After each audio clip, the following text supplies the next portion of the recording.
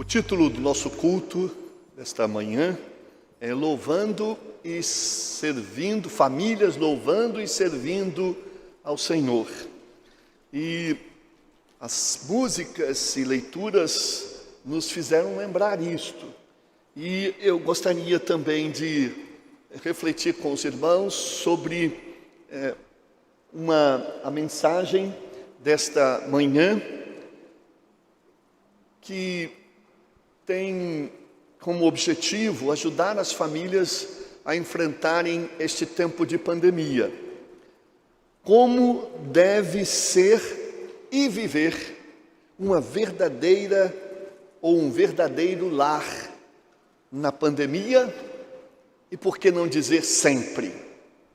Muito mais desta pandemia, quando as pessoas estão muito mais juntas, quando as pessoas estão enfrentando crises, quando há muita ansiedade, quando os nervos estão à flor da pele, quando a gente fica sendo bombardeado por notícias tão ruins, quando a gente fica preocupado com o amanhã, quando a gente tem medo de sair para fora, esses turbilhões de emoções e angústias e preocupação vão se refletindo no nosso comportamento, no nosso temperamento, na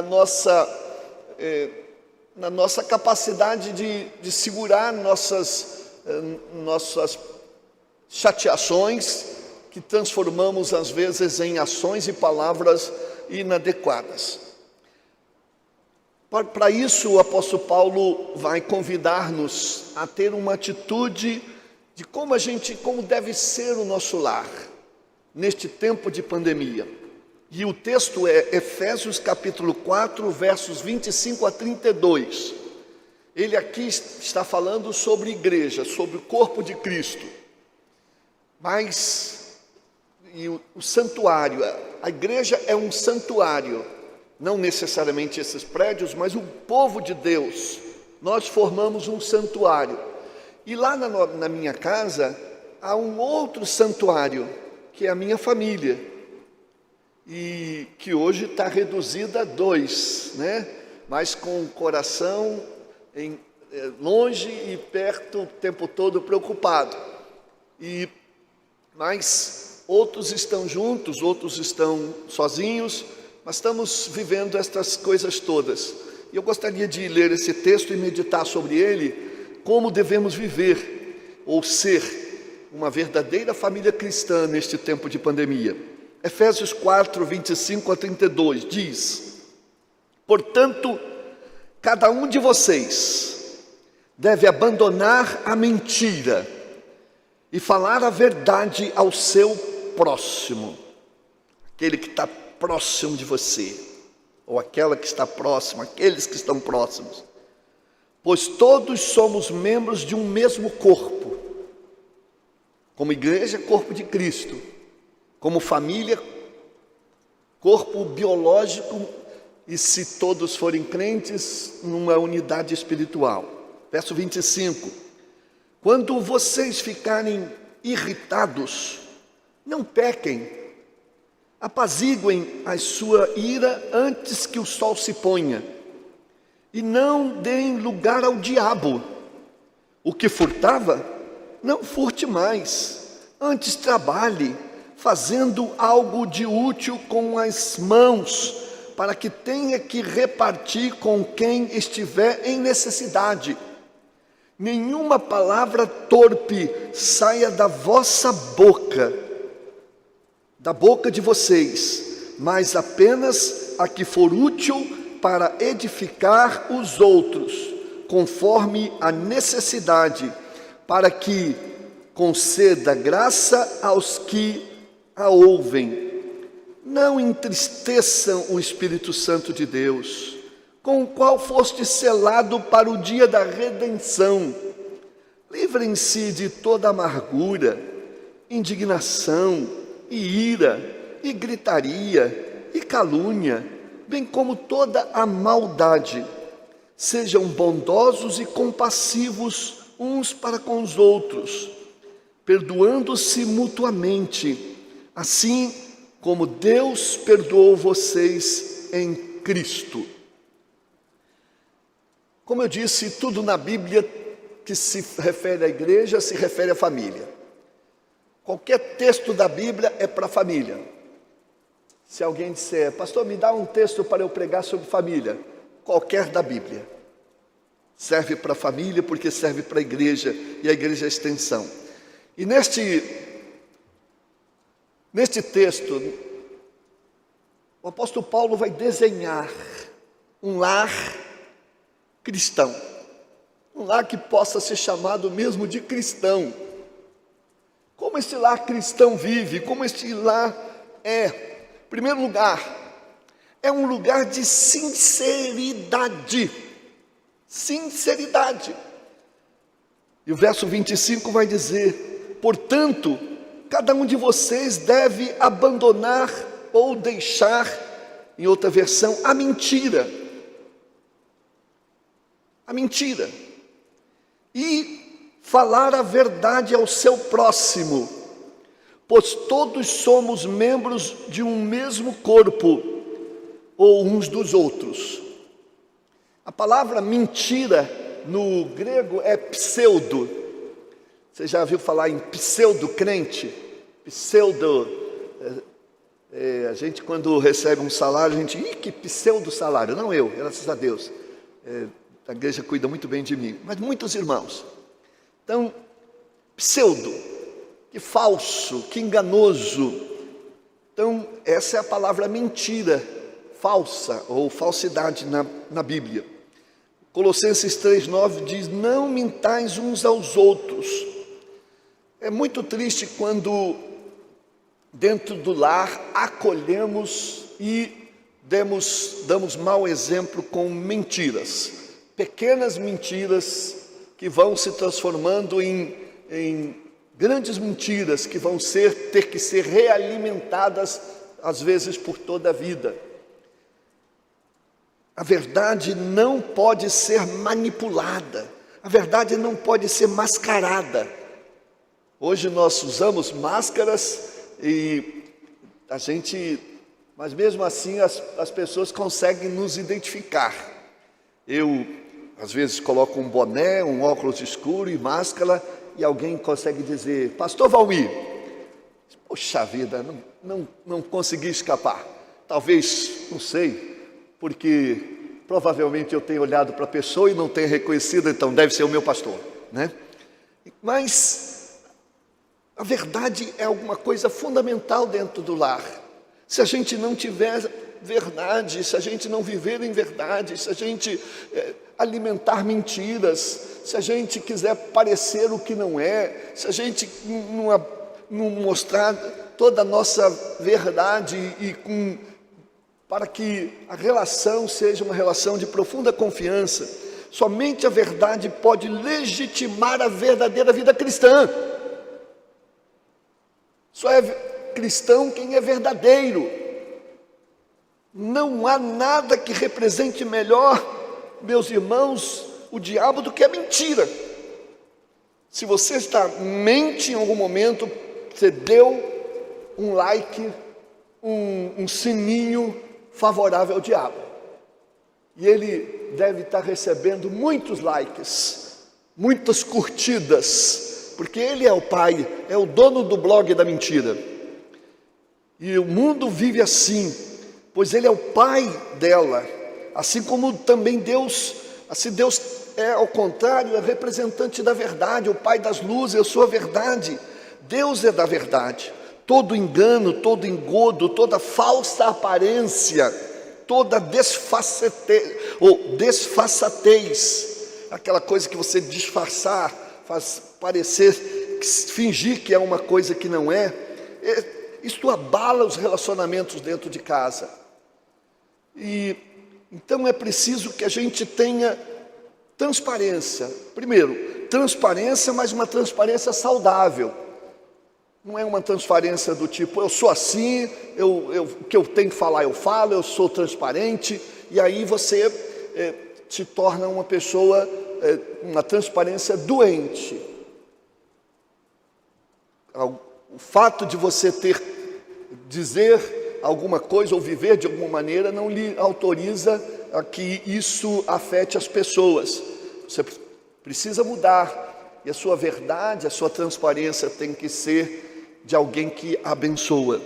Também você precisa ter autenticidade, mas uma autenticidade quebrantada.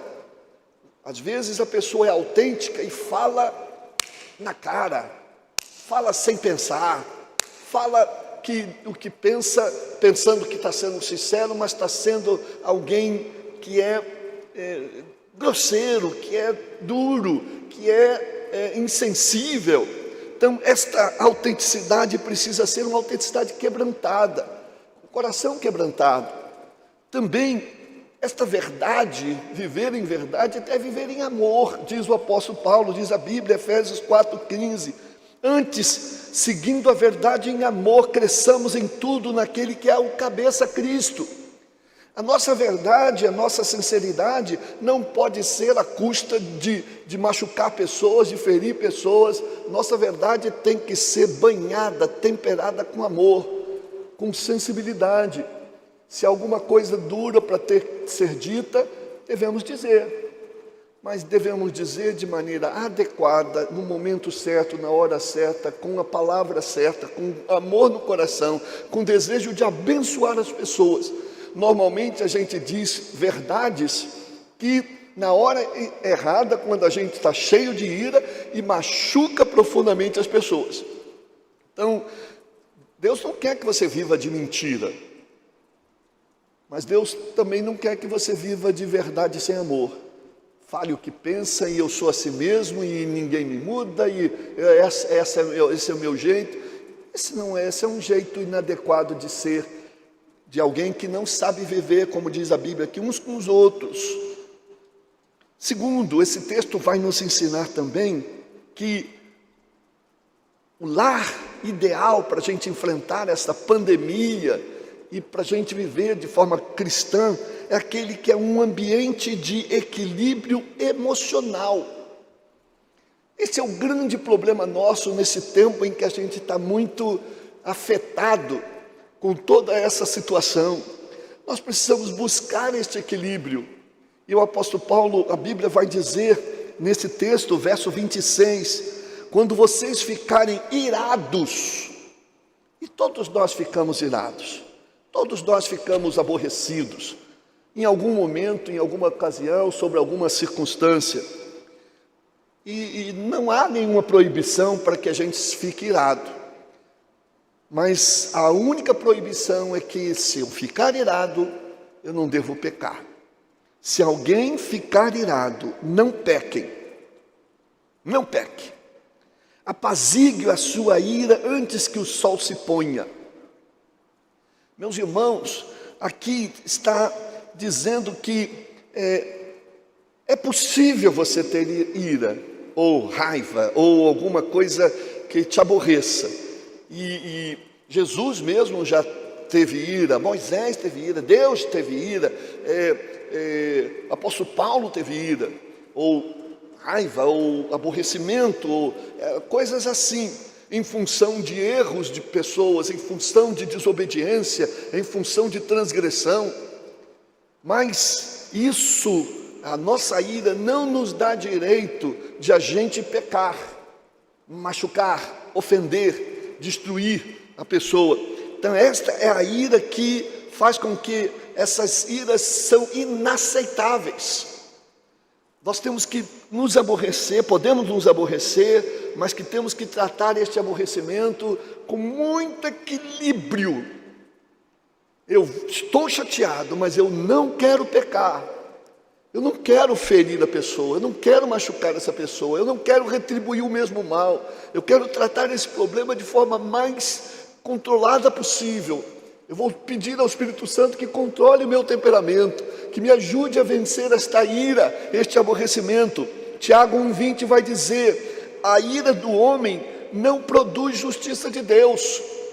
Quando você quer agir com a sua própria ira, sem a ajuda de Deus, não vai promover justiça. A situação não vai melhorar, a situação vai piorar. Você pode estar até com a razão, mas você não vai produzir justiça. Repetindo, a ira do homem ou do ser humano não produz justiça de Deus.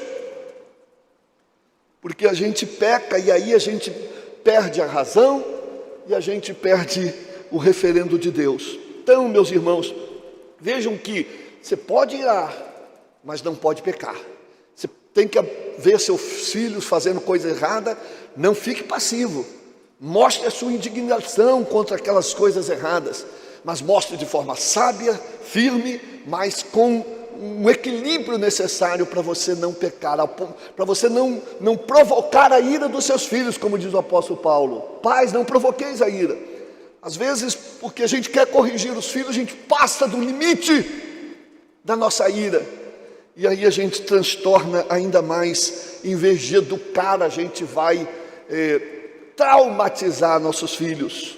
Então, é equilíbrio, não radicalismo, nem liberou geral, nem de extrema esquerda, nem extrema direita. Eu não gosto de nenhuma extrema.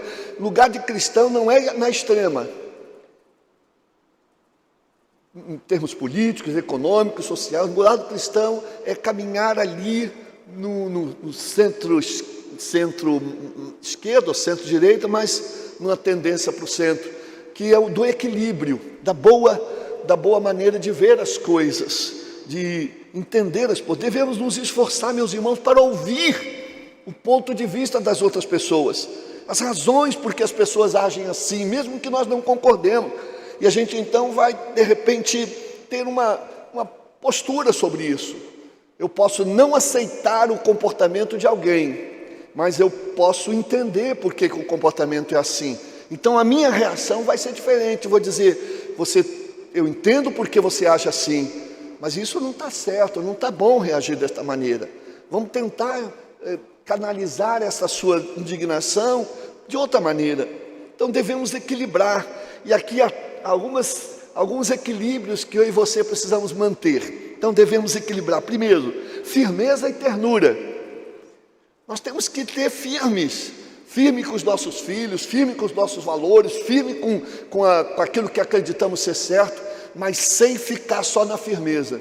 Equilíbrio com ternura, com paciência, com meiguice, com bondade também. Mas também não fique só na bondade, na meiguice, na ternura, na complacência. E você estraga também o outro, seu esposo, ou seus filhos, ou o seu lar. Tem que equilibrar essas duas coisas, firmeza e ternura. Também justiça e misericórdia. Queremos ser justos com as coisas, que sejam tudo certo, mas não sejamos tão, como diz Salomão, não sejais demasiadamente justos. Isto é, às vezes a gente se torna radical, fanático. Vamos ser justos, mas temperados com misericórdia. Justiça e misericórdia, justiça e misericórdia. Então, isso é fundamental. Outro equilíbrio é trabalho, descanso e lazer. Tem gente que só quer lazer, tem gente que só quer descanso, tem gente que só quer trabalho. Vamos juntar isso aí, vamos equilibrar isso bem dentro de casa, para que a gente seja abençoado o nosso lar também. Também vamos equilibrar liberdade e zelo. Nós não vamos ficar prendendo as pessoas, oprimindo as pessoas. Vamos dar nossos filhos alguma liberdade na medida em que eles vão adquirindo responsabilidade. A nossa esposa, o nosso esposo, mas zelando para ver o que está acontecendo, o que eles precisam. Não pode ser uma liberdade que não tenha um mínimo de acompanhamento, um mínimo de zelo para com isto. Mas também não tem excesso de zelo, excesso de opressão. Isso é terrível. Marido e esposa, você é marido, ela é esposa, cada um tem a sua função, um tem que respeitar o outro, seus papéis, suas responsabilidades, seus cuidados. Se um estiver falhando, se o outro puder cobrir, ajudar, mas não adianta também ficar atirando na pessoa com palavras para que ela faça uma coisa que ela às vezes não está em condições de fazer. Você faz e ela pode fazer outras coisas que você não gosta de fazer, mas tem funções. Pai e mãe, é preciso que a gente entenda o papel do pai, incentive isto, o papel da mãe, incentive isto dentro de um lar, e este equilíbrio é fundamental. Muito me preocupa lares que estão agora com apenas um sexo, cuidando das crianças, elas não têm referência, elas não vão ficar meio que desequilibrados no que tange no seu crescimento. Isso não tenha nem dúvida, é um preceito bíblico. Uma terceira dica de como deve ser o nosso lar nesta pandemia, em todo o tempo, um verdadeiro lar cristão. Meus irmãos, é um santuário exclusivo de Deus. A minha casa é do Senhor.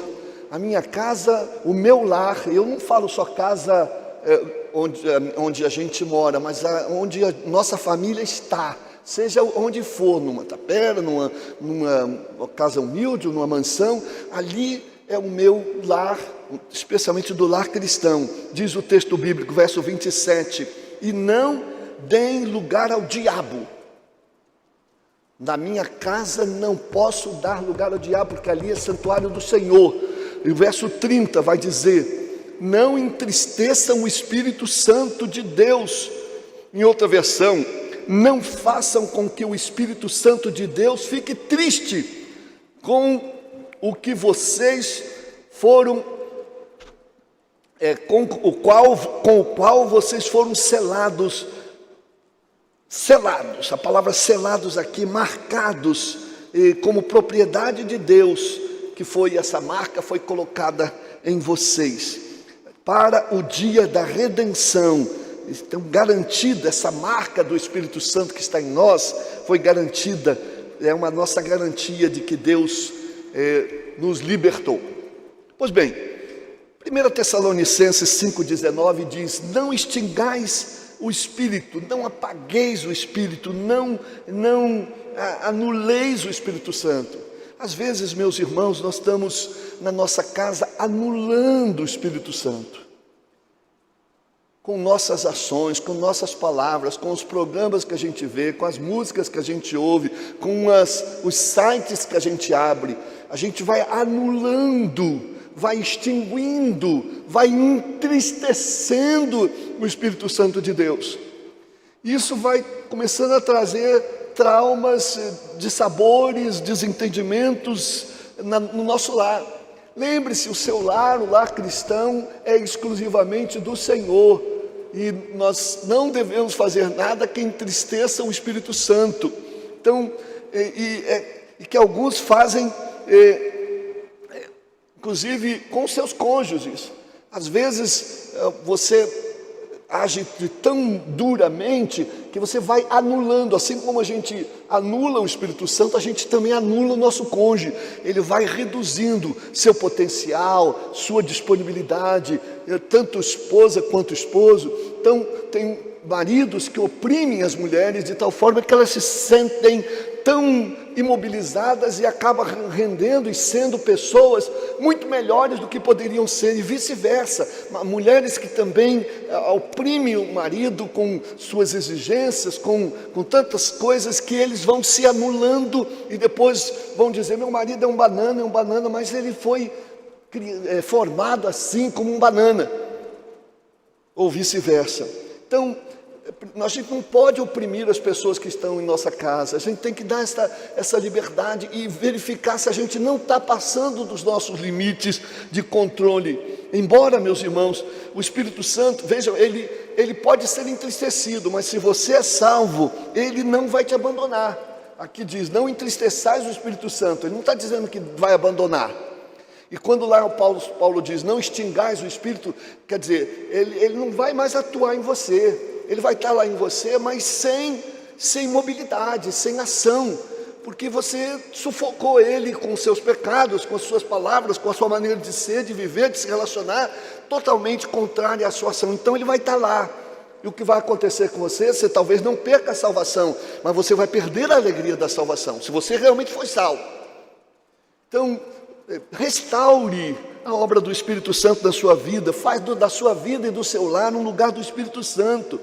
O Espírito Santo não é uma força, não é uma energia, o Espírito Santo é uma pessoa, ele tem sentimentos, ele tem emoção, ele tem vontade, ele tem dignidade, que deve ser respeitada. Ele é o próprio Deus, e como Deus, parte da Trindade. Então, não force não o force, não force o Espírito Santo com as suas ações a afastar-se de você e perder a influência sobre você. Que tristeza é quando o Espírito Santo já não consegue influenciar a nossa vida. Porque não, mas eu sou da igreja, eu sou batizado, mas o Espírito Santo não consegue mais influenciar você porque ele está anulado na sua vida. Ele não vai se apossar de você como os demônios fazem. Eles apossam de você, despersonalizam você e faz você virar um monstro. O Espírito Santo não age assim. Ele precisa ser autorizado, desejado. Aí ele vai então trabalhar com você, encher o seu coração, vai estar presente em você até que você tenha a plenitude do Espírito Santo, da sua presença. E é interessante, ele diz que o texto diz que nós fomos selados. Como é bom se cada membro da nossa família tivesse o selo do Espírito Santo. Selo, que na verdade esse selo é uma espécie de metáfora. Ela é tirada dos fabricantes e dos produtores que colocam alguma marca ou etiqueta em seus produtos para dizer: esse produto foi produzido por mim, esse produto tem a minha qualidade. Então o Espírito Santo é isso, essa marca que está em nós, essa etiquetazinha. Às vezes eu vejo uma pera lá e mordo e não enxerguei a etiquetazinha e ela foi lá para dentro, né? Mas para dizer a origem, aquela etiqueta mostra de onde veio, como foi produzida, como que cuidado foi. Então nós temos esse selo, esta marca do Espírito Santo, e para que a gente transpareça isso, que fomos produzidos, santificados, salvos pelo Espírito Santo. Então nosso lar, meus irmãos, não é um lugar do diabo. Não vamos dar lugar para ele. Também não é lugar da carne. Às vezes a gente culpa muito o diabo para muita coisa, mas é a carne que se sobressai, aquela parte de nós que não foi totalmente crucificada, não está sobre a cruz, e também o ego, e também os valores do mundo que vão entrando na nossa casa e vão mudando nossos comportamentos, nossa vida, e malignizando o nosso lar, mundanizando o nosso lar, e trazendo, meus irmãos, carnalidade para o nosso lar e distorcendo nossos valores. O quarto ensino, a quarta pintura que o apóstolo Paulo faz de um lar que é verdadeiramente cristão, que ele é um centro de formação do caráter, um centro de formação para o trabalho e um centro de formação para a solidariedade. É isso que ele vai dizer no verso 28. Vejam: o que furtava, não furte mais, trabalhe, fazendo algo de útil, algo de bom, com as mãos, para que tenha o que repartir com quem estiver em necessidade. Vejam, meus irmãos, como isso é tão interessante. Por que o apóstolo Paulo tem que dizer para crente para não furtar? Parece ridículo, né?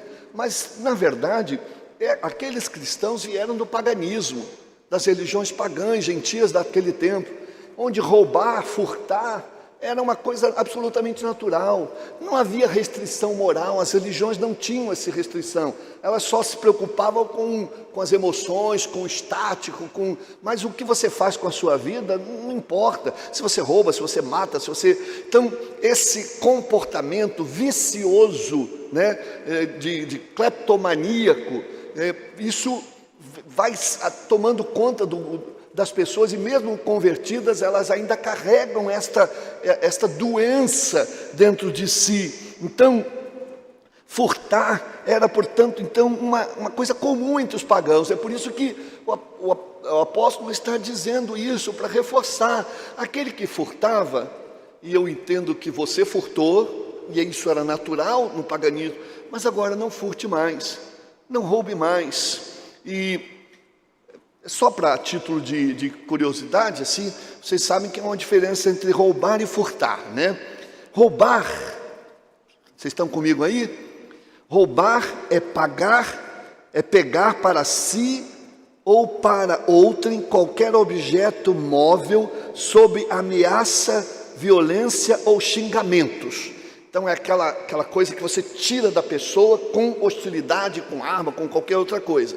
Já furtar na verdade, é se apropriar de qualquer objeto alheio sem uso de palavras agressivas, ataques físicos ou intimidação, ou escondido de uma maneira geral.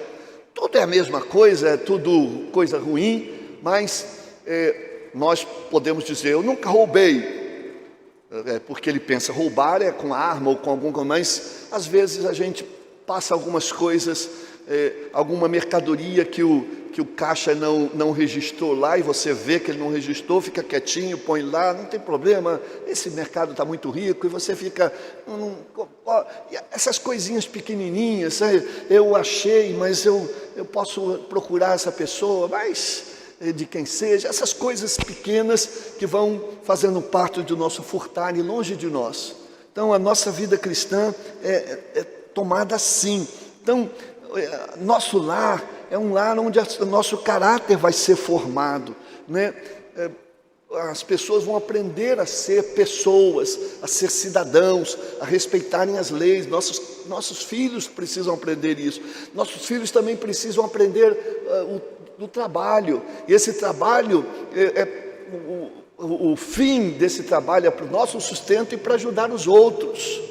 Naquela época, principalmente, que muita gente não tinha renda nenhuma, não tinha previdência nenhuma, não tinha nada. Então, Deus está dizendo, trabalhe, e com o que você ganha, em vez de roubar, ajude ao necessitado. Separe alguma coisa para quem precisa e seja solidário. Então, a gente tem que sempre ter isso no coração. Nós, normalmente, temos o nosso dízimo, que é o nosso compromisso, e nós temos a oferta. A oferta é um presente, é alguma coisa a mais que a gente dá para o necessitado, para uma atividade que se faz necessária.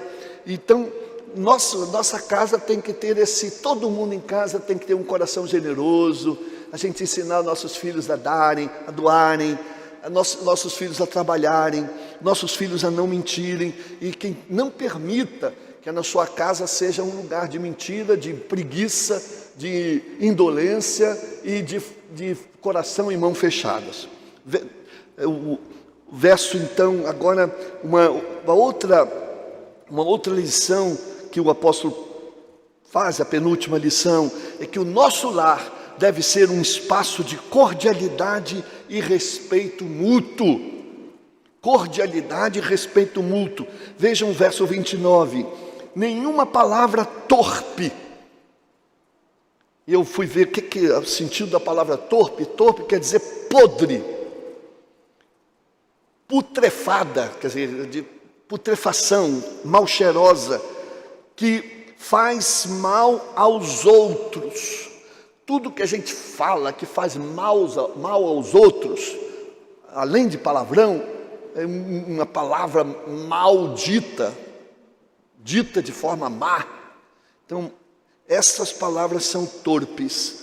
Nenhuma palavra torpe saia da boca de vocês, mas apenas a que for útil, boa, para edificar os outros, conforme a necessidade, a fim de que conceda ou ministre graça aos que a ouvem. Então, que esta palavra ajude os outros a crescerem na fé e conseguir o que a fazer, a viver de forma que sejam felizes e abençoados quem a ouve. Oh, meus irmãos, nós estamos vivendo numa sociedade tão pornográfica, com tantos palavrões. Tem gente que diz, eu estou irado, na ira eu xingo o palavrão mesmo. No momento que a sua ira, eu me sinto aliviado quando eu xingo palavrão. Todo mundo diz isso, já falei com um crente, pastor, quando eu estou muito nervoso, eu solto um palavrão mesmo, que aí eu fico aliviado. Você solta um palavrão, você fica aliviado, mas esse seu palavrão saiu e machucou os ouvidos, o coração de muita gente. Então, a nossa palavra tem que ser palavra de edificação, palavra boa, palavra que abençoa. Qual a bênção, qual a edificação que traz uma palavra torpe, uma palavra maldita, uma palavra infeliz? Nenhuma, só tristeza. Isso não é marca de um cristão. Não permita. Mamãe e papai proibiam qualquer palavra em casa e a gente era severamente repreendido. E a gente não consegue mais falar, não sai, porque a gente sabe que isso machuca a gente profundamente. Então, mas às vezes eu posso também usar uma palavra torpe no momento em que eu machuque alguém com alguma palavra, é uma palavra torpe também, não adequada. Então, essa palavra, meus irmãos, precisa ser de edificação. A palavra torpe no grego é a palavra sapros, parece sapo, né? Mas é sapros. Essa palavra quer dizer basicamente podre, como eu disse, é como é uma palavra chula, é uma palavra grosseira, são palavras, meus irmãos, cínicas, sarcásticas, zombeteiras, que nós muitas vezes, e obscenas, que às vezes saem dos nossos lábios, são conversas inúteis, conversas imorais, que vão além do que tem realmente valor, e espalham podridão, contamina assim que eles dessa palavra participam. É como abrir um lugar de esgoto. É como você dar um arroto. Sai aquela coisa ruim e você pede desculpa. Palavrão é isso aí, é um arroto de podridão. Palavra que machuca é isso, um arroto de podridão. Assim como a gente pede desculpa foi involuntário, a gente deveria pedir desculpa cada vez que saia, até que a gente se controle. O verso 31, minha gente. Livrem-se, abandonem, sejam tiradas de nós de toda amargura, indignação, ou raiva e ira, isto é, cólera, ódio, gritaria e calúnia, ou insultos, pois bem como toda maldade e malícia. Tiremos de nossa casa, meus irmãos, todas estas coisas que são obras da carne. Isso é obra de Satanás. Não, isso é obra da carne. Ele só aplaude, ele só talvez incentive, mas não vamos ficar culpando Satanás. Isso é obra da carne, e que a gente precisa ter controle, porque o Espírito Santo está conosco. Pena que às vezes tem na nossa casa pessoas que não têm o Espírito Santo, e aí complica, mas faça a sua parte. Por último, Paulo então desenha que a nossa casa, de forma positiva, deve ser um lugar, um recanto de bondade, compaixão e perdão. Vejam o verso 33, sejam bondosos, a palavra bondosos é benigno, bons e compassivos, misericordiosos, atenciosos um para com os outros, perdoando-se mutuamente uns aos outros, assim como Deus perdoou vocês em Cristo Jesus. Sejam bondosos, tenham compaixão, tenham empatia, tenham misericórdia, exerçam o perdão para com todos os irmãos. E aí essa frase final aí, todos os moradores do lar são responsáveis por construir, manter e reproduzir o verdadeiro lar cristão. O que é que nós aprendemos hoje? Quais são os diferenciais do lar cristão? Acompanhe aí também na projeção, os diferenciais do lar cristão. Primeiro, ao invés de mentir, falar a verdade. Ao invés de irar-se e pecar, fique indignado com o erro sem pecar, magoar ou destruir. 3. Ao invés de dar lugar ao diabo, à carne e ao mundo, dê lugar ao Espírito Santo de Deus. Quarto, ao invés de furtar, trabalhe para repartir e doar. 5, ao invés de palavras destrutivas, palavras edificantes. 6, ao invés de entristecer o Espírito Santo, ande nele e o honre. E 7, ao invés de ciúmes e divisões, busque a unidade. E 8, ao invés de insultos e malícias, haja com perdão e graça. Amém. Que o amor